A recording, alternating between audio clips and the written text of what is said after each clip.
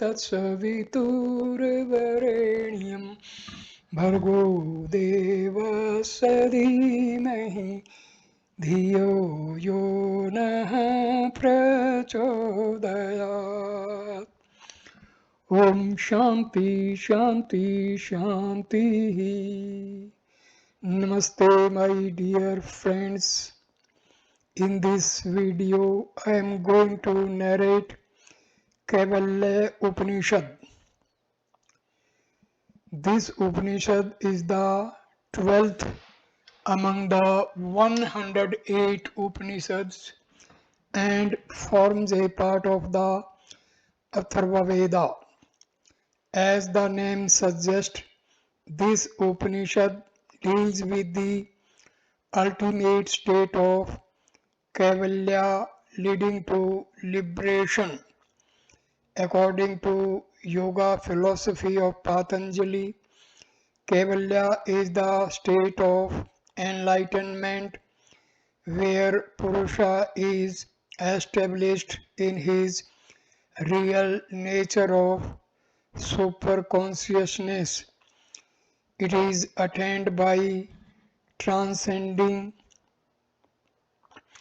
the transcendental state of consciousness, pure consciousness, which is within the realm of Prakriti. Therefore, Purusha is called Pratpara, higher than the highest state of Prakriti, being completely free from the limitations of Prakriti, comprising of gunas and karmas. In this state, differentiation between Jivatma, individual soul, and Paramatma, universal soul, also disappears. This Upanishad elucidates that the ultimate state of Kaivalya Mukti is attained through self-knowledge alone and not through any other means like rituals, worship, etc.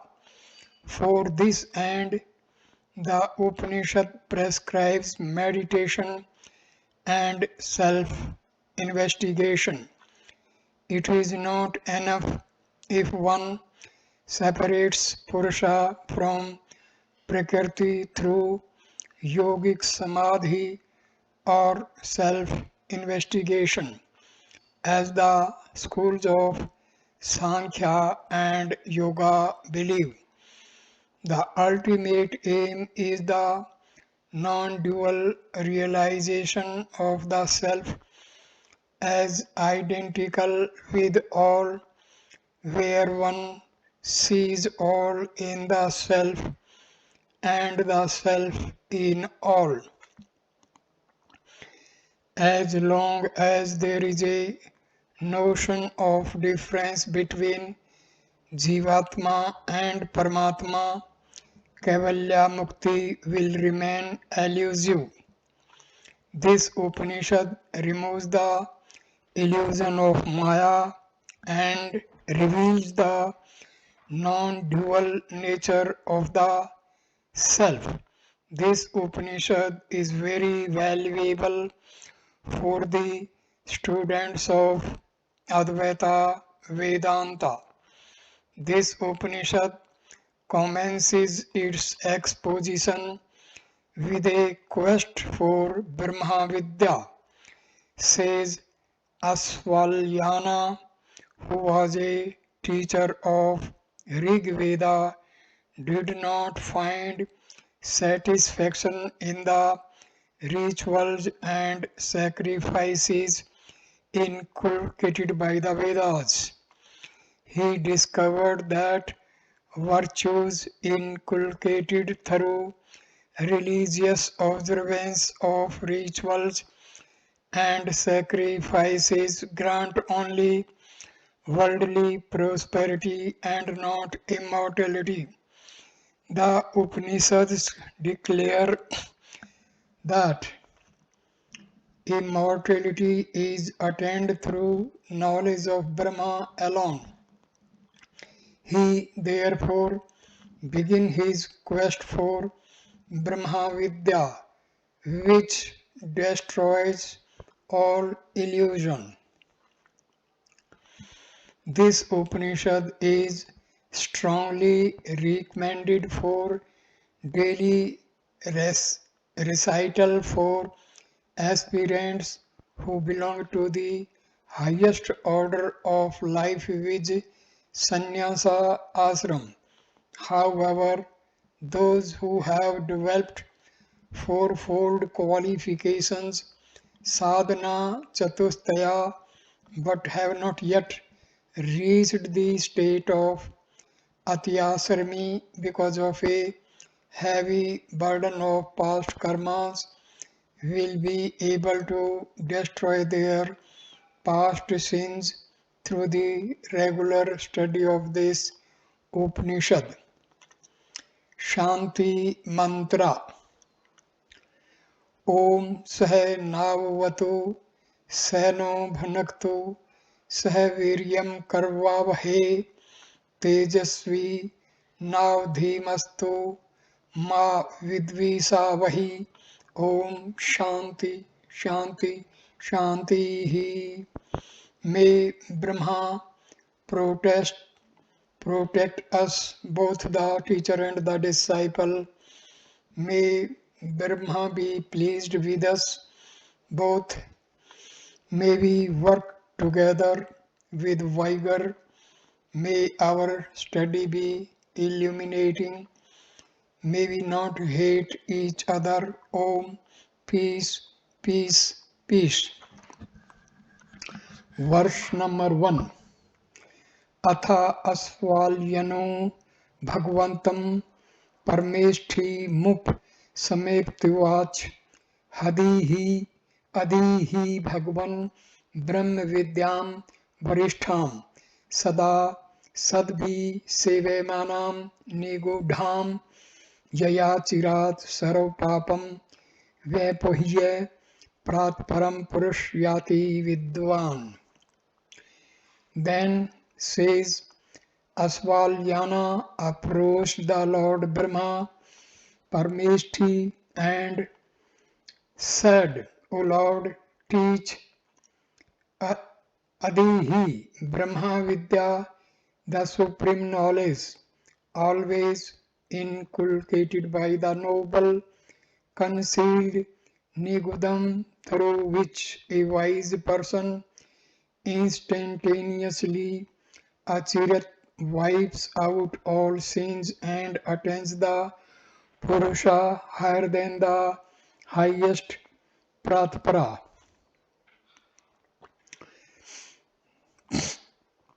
The word Atha then indicates the prerequisite qualifications for deliberation on the supreme knowledge of Brahma.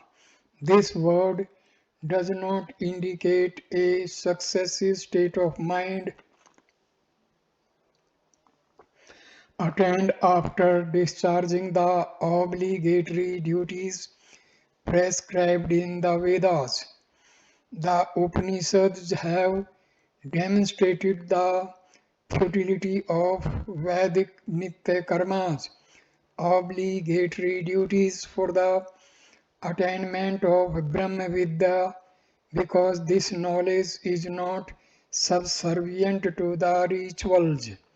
This knowledge is self-revealed and can never be the result of any previous actions.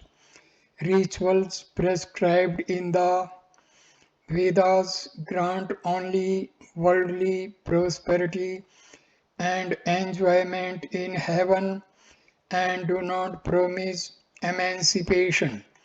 Similarly, mere study and reciting of the Vedas is not the sufficient qualification implied here.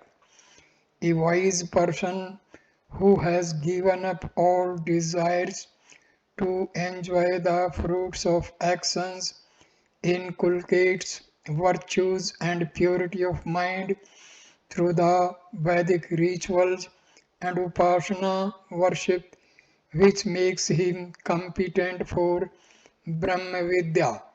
The word Atha implies here a matured mind.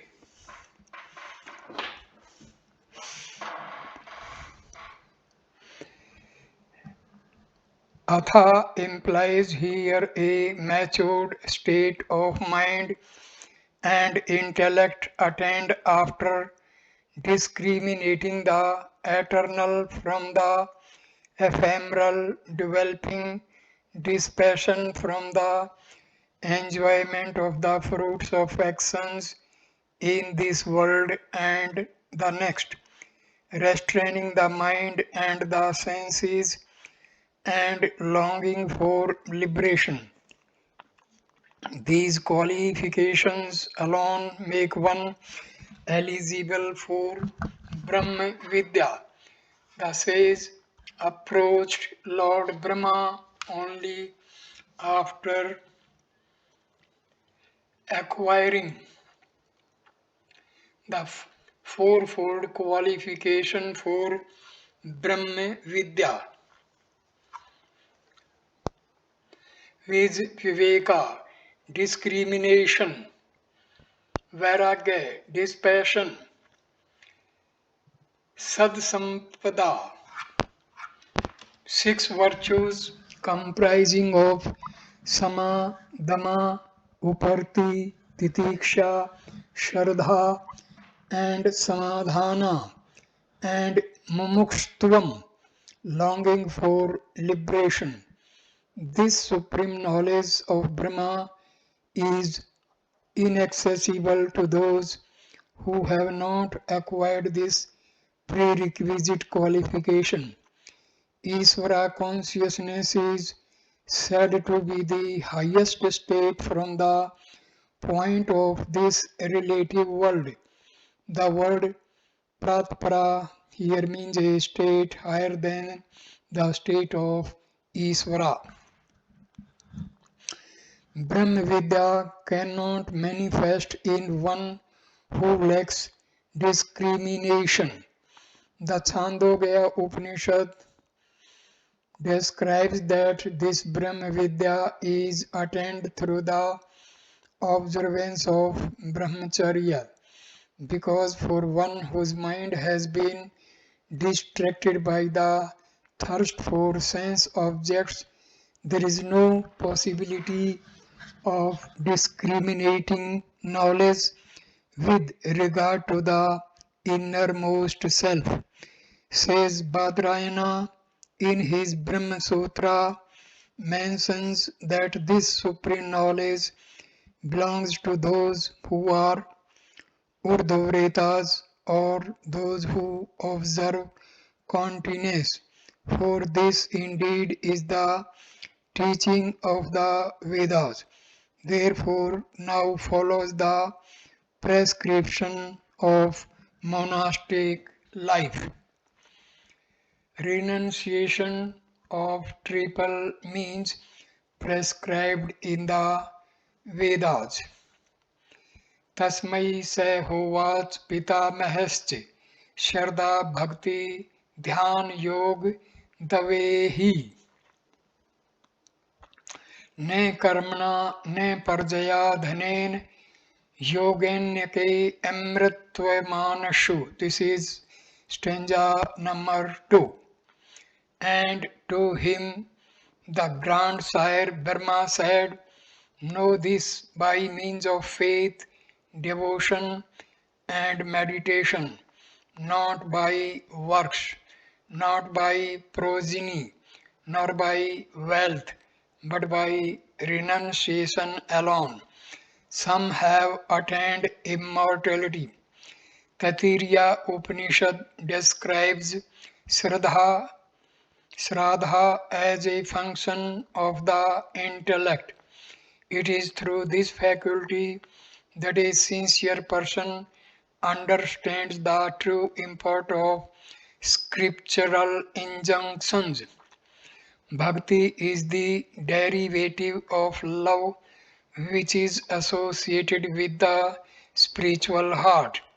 Dhyana yoga is a means to unify these two aspects of the intellect and the heart in order to derive intuitive knowledge. True intuitive knowledge can arise only through the synthesis of psychological views of the intellect and heart. Here, the word karma denotes rites prescribed in the Vedas for attaining various worlds. The school of Mimamsa believes that liberation or immortality is attained through the performance of nitya and naimittika karmas, obligatory and occasional duties prescribed in the Vedas. The Mimamskas justify their proposition by quoting Isa Upanishad. By doing rituals, indeed should one wish to live here 400 years, which enjoins lifelong performance of rituals.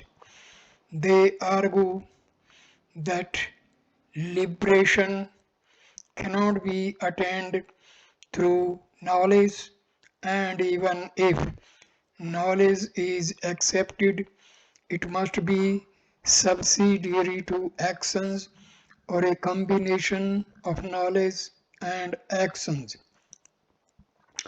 The Mimamsakas quote combination of knowledge and actions. The Mimamsakas quote Shrutis like what indeed one performs with knowledge. Chandogya Upanishad. The Brahmana seeks to know it by sacrifice. Brihadaranyaka Upanishad, etc., which show that knowledge is subsidiary to action. The above verse refutes the proposition of Mimamsakas and affirms that immortality is attained only by renunciation of the triple means prescribed in the Vedas. The Vedic injunction of three means which works, progeny, and wealth is applicable for those people who are desirous of heaven. The Brihadaranyaka Upanishad says that an ignorant person not knowing the world of his own inner self, Atam Loka, hankers after threefold means for attaining the world of human beings, means, and gods.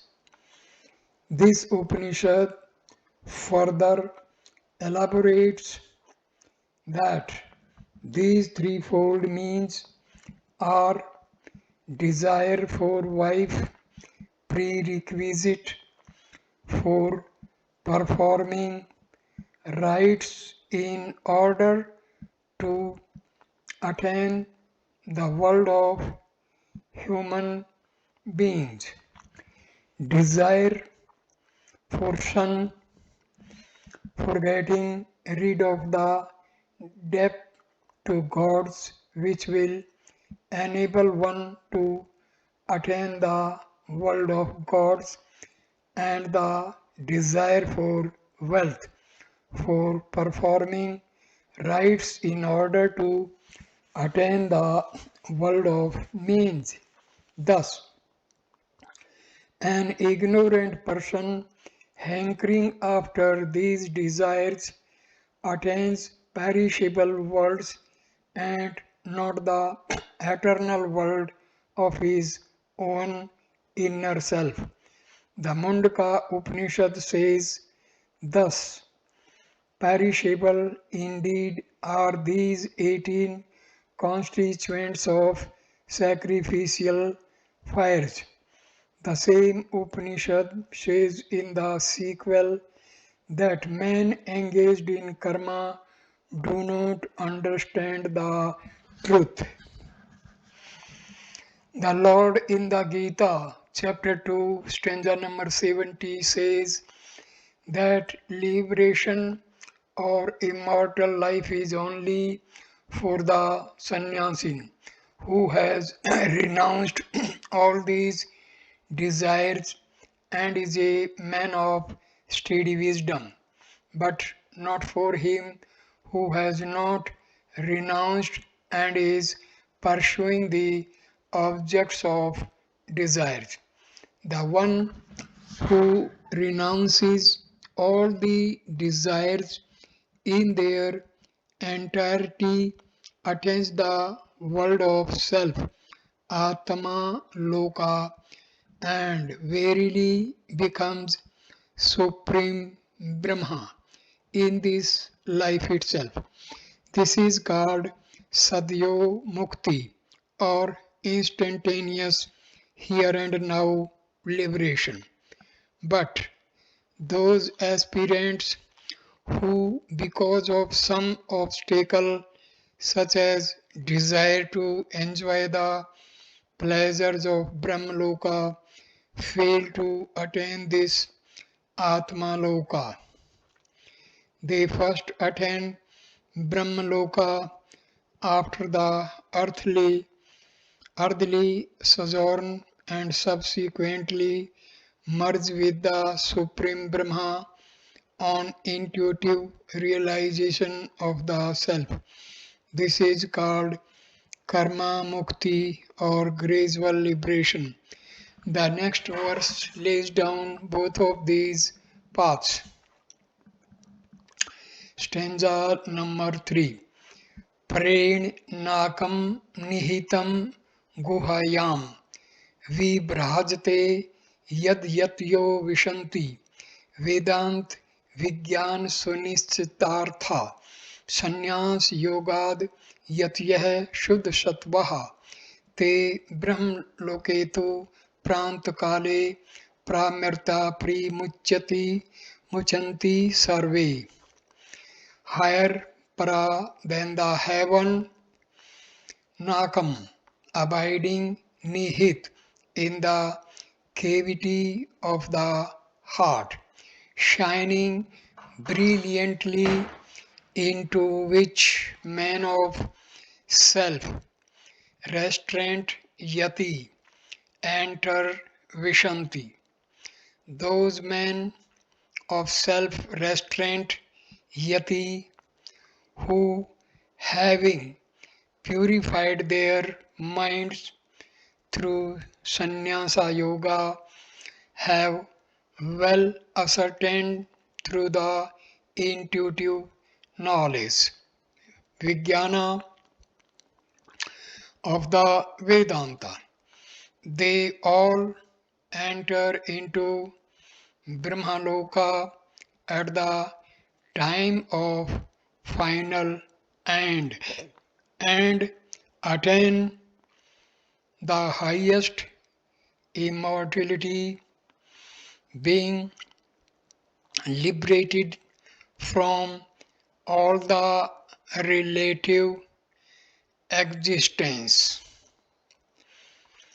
The word Brahmaloka has got a double meaning in the Upanishads that heart that this heart in the individual being is called Brahmaloka, space which is identified with Brahma in microcosm. Again, Satyaloka in macrocosm is also referred to as Brahmaloka, sphere where Brahma dwells. Similarly, Pranta Kali can also be interpreted to mean final and signifying the final release from the egocentric individuality of the jiva or great cosmic dissolution of the universe. The word para amrita means beyond relative immortality. This can be interpreted into different ways. That embodied soul who dwells in the heart attains supreme immortality of Videha Mukti beyond the relative immortality of the Jivan Mukti on disembodiment marked by complete dissolution of the mind. Further, those souls who attain Brahmaloka, they at the time of the great cosmic deluge get released from the relative immortality of Hiranyagarbha and attain absolute immortality on intuitive realization of Prabrahma. This is the ultimate state of Kaivalya Mukti. The Upanishadic sages have rejected the common belief of the Vedic rishis that for a man of self control, his home itself is a hermitage, nivrita ragasya graham tapovanam. Instead, the Upanishadic sages insist in unequivocal terms that a man of self control must also renounce home or family life so as to live a life of contemplation. Those monks who have well ascertained the meaning of Vedanta go to the realm of Brahma and are released at the end of the great cycle. But those who are unable to ascertain the true import of Vedanta through investigation and enquiry because of dull intellect should meditate on the Brahma with or without attributes. Meditation awakens the higher faculties of mind and intellect, which enhances the power of discrimination. Self knowledge arises because of better understanding of bondage and liberation through meditation. This Upanishad now prescribes meditation on Brahma, the path of meditation. Stanza number 4. विविक्त देशे च सुखासनस्थ शुचि समग्रीव शिरः शरीर. Seeking a solitary place, vivekasdesh, viviktadesh, sitting in a comfortable posture, maintaining internal and external purity, and keeping the neck, head, and body erect. This verse prescribes that a man of self restraint should resort to a solitary place for meditation on the self or Brahma. This injunction of the Upanishad is quite opposed to the injunction of the Vedas, wherein one must accompany wife for performance of rites to acquire various worlds other than the self. The word solitary place implies here that the seeker of knowledge must give up all sense of possessions and practice concentration of the mind. The Bhagavad Gita, chapter 6, verse number 10 also says, Yogi yujit satatam atmanam rahasi sithitah ekaki yat chittatma nirasi prigrah. A yogi should constantly concentrate his mind by staying in a solitary place with mind and body controlled, free from expectations and free from possessions. The Bhagavad Gita, chapter 13, stanza 10, further elaborates that constancy in spiritual knowledge is possible only for those who develop distaste for the society of man and resort to solitary places. The prerequisite qualification for meditation on Brahma is external and internal purification of the being. In fact, there is only one path, the path of purity, which leads to divinity. External purity is related to the body and its external environment, while internal purity is related to the mind and internal environment. The Upanishads have prescribed practice of pranayam for internal and external purity.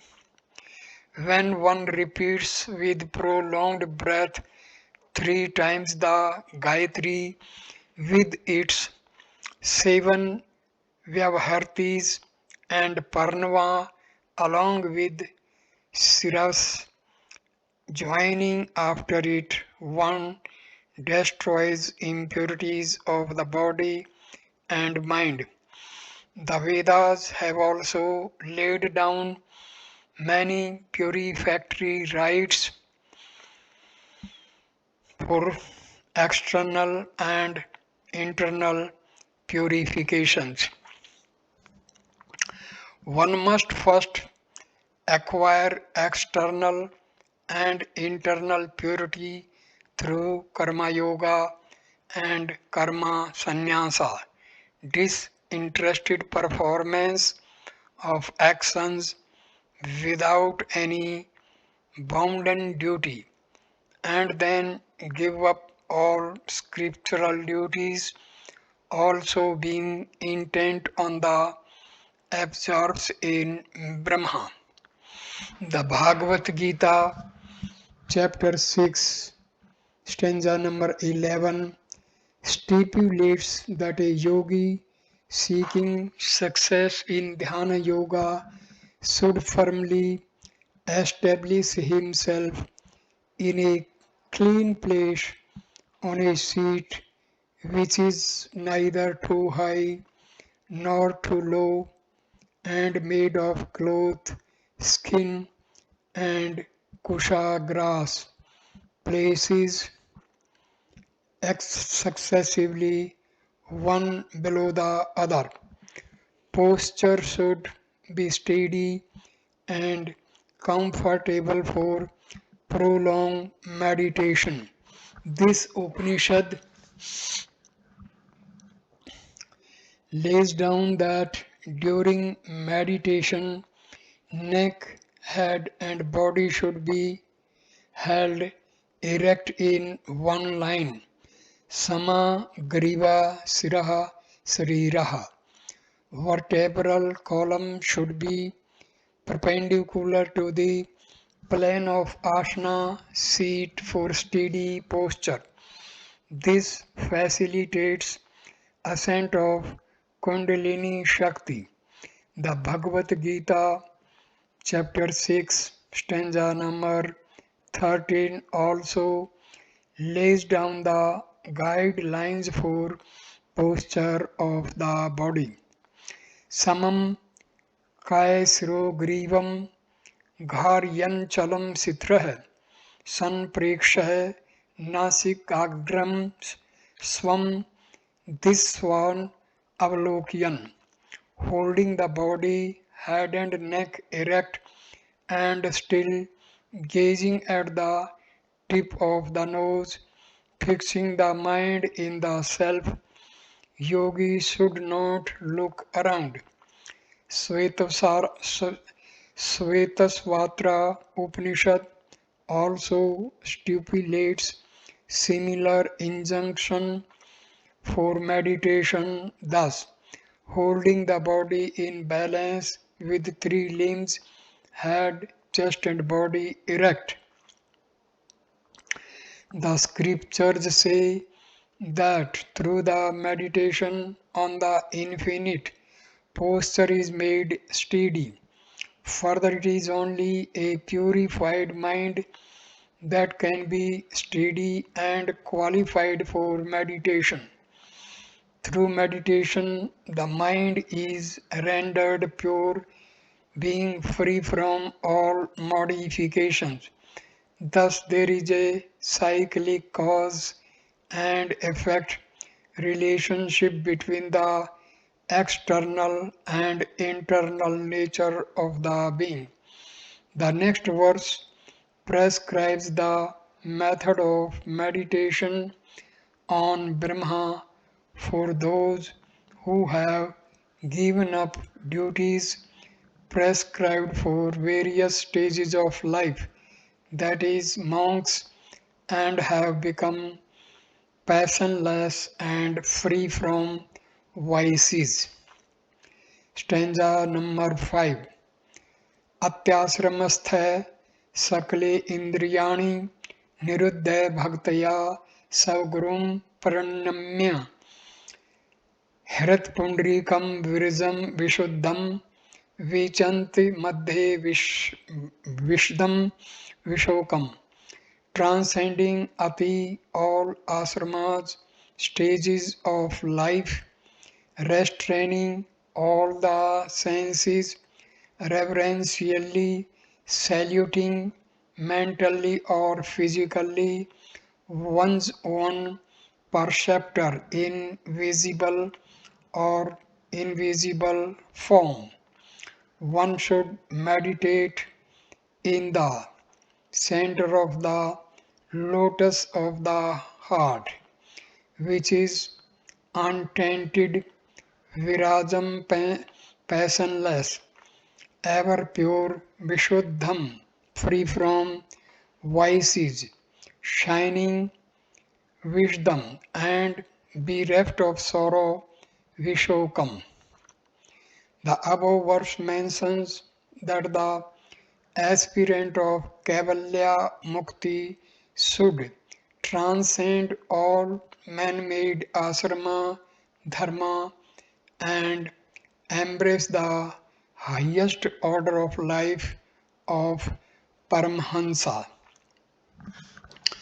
The Narada Privrajaka Upanishad says that he in whom Santi, sense control, Sama, mind control, Socha, purity of mind and body, Satya, truth, Santosa, contentment, Arjava, honesty, Akinchana, disinterestedness in money matter, and non ostentatiousness are ever present is qualified for the order of life of Kaivalya Sannyasa. A Paramahansa, having known the limitations of all asrama dharmas, gives them up and withdraws into a solitary place, deeply meditating on the lotus of the heart. Narayana Suktam describes the meditation on this lotus of the heart, which is the seat of Savikalpa Samadhi. Meditating on this is a yogi. Meditating on this, a yogi gets a vision of brilliantly shining light. This lotus of the heart is ever pure because it is infinite and homogeneous, bereft of the dual phenomena of the world. Experiencing the bliss of seclusion in this non-dual state, a yogi becomes free from all sorrows. He feels thus whatever has to be done has been done. There is no more bondage of birth and death. He does not feel sorry for not having performed any duty towards his parents or family. He derives a great satisfaction by living a holy life of homelessness. The next sloka describes meditation on the absolute Brahma, formless meditation. Stanza number 6. Achintam vyakt manant rupam shivam parshantam mritam brahmyonim तथा दिमध्यांति विहीनमेकं विभुम विभूम चिद आनंद रूप adbhutam. Absolute Brahma is incomprehensible, incomprehensible beyond the reach of mind and intellect, unmanifested beyond the purview of sense perception, infinite in form, auspicious, free from the causes of evil, eternally tranquil beyond the turbulence of cosmic forces, immortal, undecaying, cause of the very Creator Brahma, without beginning, middle, and end, not conditioned by time, and only one omnipresent Vibhum consciousness having power over mind and matter, bliss from sorrow, formless and supernatural. Thus, one should realize the absolute Brahma through formless meditation. Absolute Nirguna Brahma transcends Prakriti, comprising of all names and forms. He is unmanifested and formless and has to be realized through formless meditation. Here, the consciousness of the meditator does not cling to any name and form for sport. He does not delight in anything external to his own self. He becomes independent and attains the absolute Brahma. Brahma is beyond the subject-object relationship of the intellect achintaya. In Brahma, the knower, known, and the knowledge all merge in one state, and hence the Brihadaranyaka Upanishad says that in spite of knowing, one does not know him, for there is no second whom one can know. This non dual nature of absolute Brahma is said to be the most auspicious Shivam because it is free from all the causes of evil. Since Brahma transcends Prakriti, he is beyond the turbulence of gunas or cosmic forces. He is the eternal truth and hence described as eternally tranquil, Prashantham. This truth is the basis of creative power. Thus, the absolute Brahma is said to be the origin of the very creator, Brahma Yoni. Since the Brahma is infinite, it can be only one without a second, for two infinite cannot coexist. If we accept two infinite entities, one will limit the other and thus cease to be infinite. Thus, Brahma is all pervasive, vibhum, and non dual, ekam. However, those aspirants who are unable to realize the absolute Brahma through formless meditation should contemplate on the Saguna conditioned Brahma in his formful aspects as described in the next verse.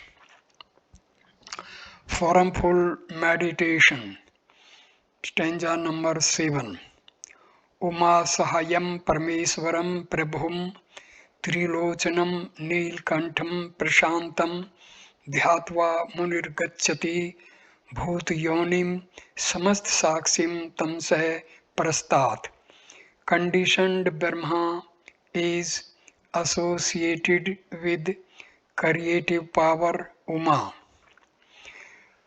Mighty Prabhu, the Supreme Lord, Param Isvara, three-eyed one, omniscient or having knowledge of three division of time.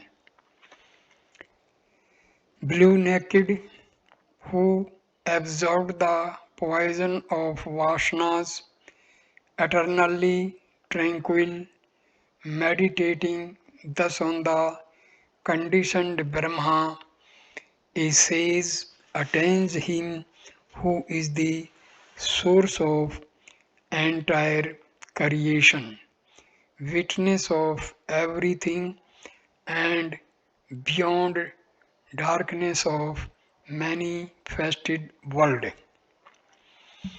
Absolute Brahma has no cognition of creation. He is bereft of any idea of time and space. Nirguna Brahma, when perceived in association with his creative power Uma, is called Saguna Brahma or Parmeshwara. Here, Parmeshwara symbolizes the Purusha, the consciousness, and Uma symbolizes the Prakriti, the primordial matter. Space and time exist only in the Saguna Brahma. He is the Supreme Lord, Param Prabhu of the universe, having the vision of the triple divisions of time represented by the third eye, Trilochan, which encompasses the entire creation. When a yogi concentrates his mental faculties, there arises a tug of war churning between the subconscious desires for an egocentric life and soul aspirations for a divine life. Parmeshwara is the indweller of all beings who protects the individuals from poison of desires emitted in this process of churning by swallowing it and not allowing it to afflict the heart and intellect of the being. He held the poison in his throat, which turned blue, and thus he has been described as blue naked Nilkantha. Saguna Brahma is through though conditioned yet not temporal. He is not subject to the continuous flux of the phenomenal world. He is eternally tranquil, prashantam. By meditating on the Supreme Lord, a yogi goes beyond the darkness of the manifested world. Formful meditation raises the individual consciousness to the plane of Isvara consciousness, which is beyond the Hiranyagarbha consciousness. Isvara consciousness is the source of the manifested world.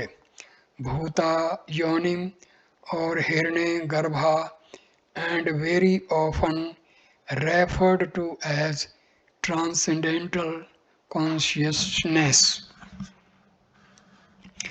In Sagunopasana, this transcendental reality, which is beyond the comprehension of the mind and description by the speech, is comprehended and extolled through the mind and speech.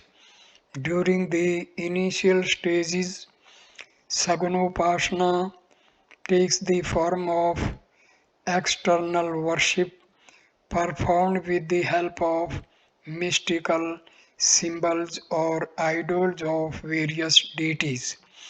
Gradually, this worship becomes internal and mental, where formful aspects of the deities merge with the formless aspects of Brahma. Thus, Sagunopasana, Sagunopasana finally culminates in the experience of all pervasive transcendental reality as explained in the next verse. Stanza number 8. Sa Brahma स शिव सेन्द्र सो अक्षर परम सवराट स एव विष्णु स प्राण स कालो अग्नि स चंद्रमा. He, Ishvara consciousness, is Brahma. He is Shiva. He is Indra. He is imperishable Akshar, the supreme Param, the self-effulgent Savrat. He alone is Vishnu. He is Prana. He is time and fire. He is the moon.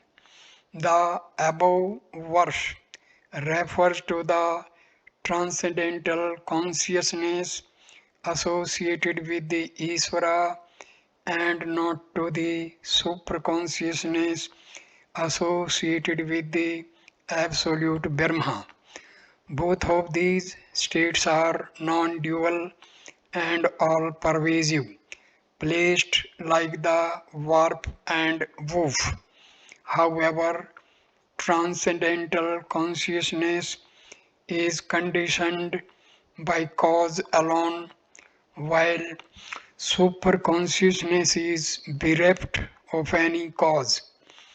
Absolute Brahma is devoid of causal relationships like originating, sustaining, and dissolving the universe, which are the functions of Trinity with Brahma, Vishnu, and Shiva. It is the Isvara who bestows blessings on the Sagano Upaskas in the form of various deities. The entire manifested universe merges in the Isvara consciousness at the end of each cycle of creation. But the Isvara consciousness remains unchanged and hence he is described as imperishable. He is the master of creation who manifests the creation through his Maya Shakti. Thus he is described as supreme and self-effulgent.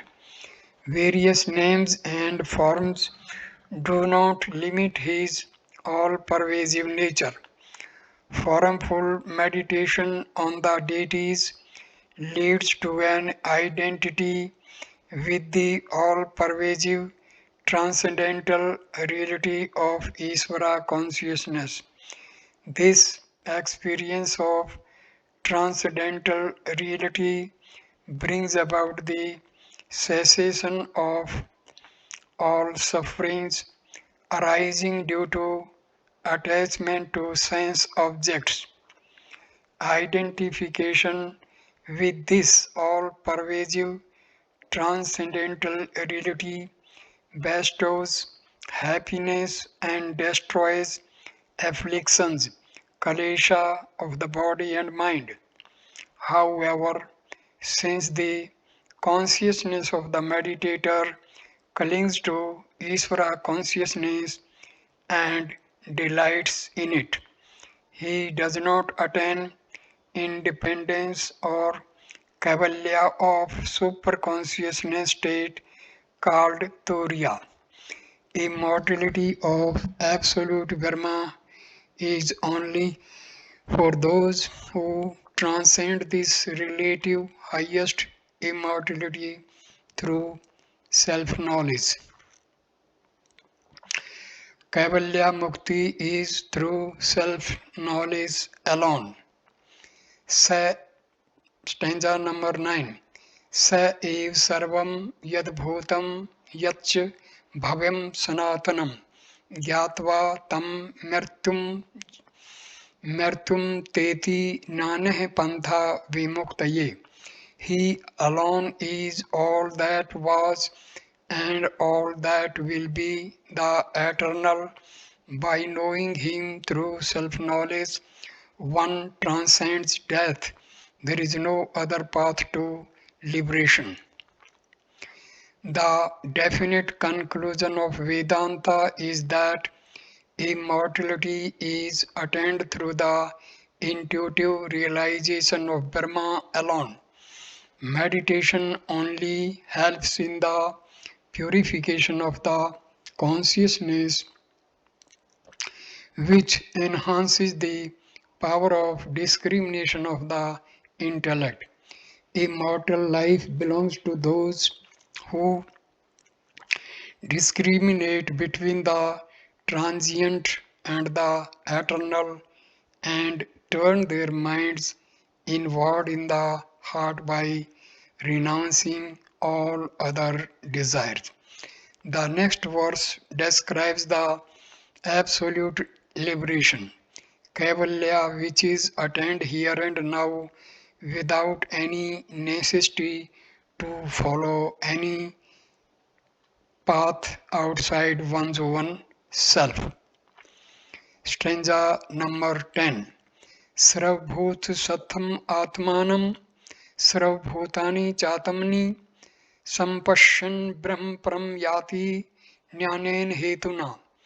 By seeing the self in all beings and all beings in the self, one attains the supreme Brahma. There is no other means for liberation here and now. The Annapurna Upanishad also says that when one beholds all beings in one's own self and one's own self in all beings, one becomes Brahma. Thus, absorbed in samadhi with consciousness merged in the Supreme, one beholds no beings. That very moment one attains Kaivalya aloofness. The entire philosophy behind Kaivalya monasticism is that the seekers of immortality should ceaselessly meditate on Brahman by giving up all other activities, duties pertaining to various orders of life as prescribed in the Vedas in order to attain absorption in Brahman. This has been further elaborated in the Chandogya Upanishad. This Upanishad clarifies that the householders who perform sacrifice, study, and charity, the students who take the vows of life, long celibacy, nastikaha, brahmachari, dedicating themselves to disciplined life at the preceptor's residence, ashram, and the forest dwellers who perform penance like Chandrayana, etc., including the monks belonging to fourth order. All these attain virtuous world of gods. However, the one who remains fully established in Brahma attains immortality beyond the relative immortality of the world of gods. This Upanishad also makes it clear that those students who observe celibacy only for the sake of the study of the Vedas, there cannot be any attainment of the virtuous worlds through celibacy and mere study of the Vedas. They must practice Vedic Dharma throughout their lives. The same Upanishad says in sequel that a person who has become Atyasrami beyond any order of life through realization of Brahma alone attains immortality and not the others. At this stage, I conclude this video, and the next video will also contain Kaivalya Upanishad, and second video will start with prescription of Parnava Upasana. Thank you for watching this video. Namaskar, my dear friend. Thank you.